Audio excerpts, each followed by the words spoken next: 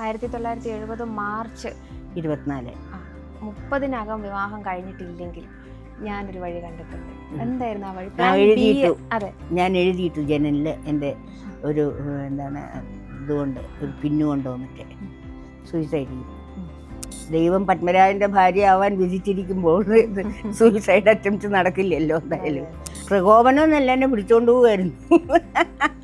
പ്രണയത്തിന് ഒരിക്കലും കാലമില്ല, സ്നേഹത്തിന് ഒരിക്കലും മരണവുമില്ല.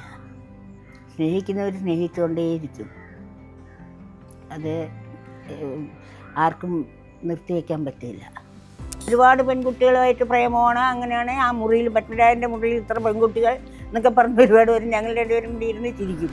ഞാൻ എൻ്റെ മകന് രണ്ടാമതൊരു കുഞ്ഞുണ്ടായപ്പോൾ അവന് പത്മരാജൻ എന്ന് പേരിട്ടു. അവൻ പക്ഷെ 1.5 വയസ്സായപ്പോൾ മരിച്ചുപോയി.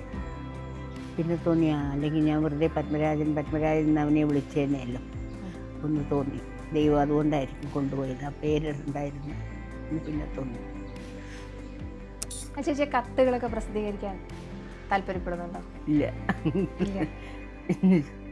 രണ്ടുപേരുടെയും കത്തുകളെല്ലാം സൂക്ഷിച്ചിരിപ്പുണ്ടല്ലോ. അത്യാവശ്യം വല്ലതും എടുത്തു കൊടുക്കാവുന്നല്ലാതെ അതൊക്കെ ഞാൻ തന്നെ നോക്കി ഏതൊക്കെ കൊടുക്കാൻ പറ്റില്ല, സെൻസർ ചെയ്തിട്ടേ കൊടുക്കാൻ പറ്റത്തുള്ളൂ. പത്മരാജനെ കിട്ടിയല്ലോ, ജോലി പോയാലും. 45 വയസ്സിനകത്ത് 36 തിരക്കഥകൾ എഴുതി. 18 എണ്ണം തന്നെത്താൻ ഡയറക്റ്റ് ചെയ്യും, 18 എണ്ണം മറ്റുള്ളവരുടെയൊക്കെ 36 തിരക്കഥകൾ എഴുതി. നോവലുകളും ചെറുകളും. ജീവിതം എന്താ പറയുന്നത്, എപ്പോഴും വർക്ക് ചെയ്തുകൊണ്ടേയിരുന്നു. 4-5 ജോലി ഒരുമിച്ച് ചെയ്തു.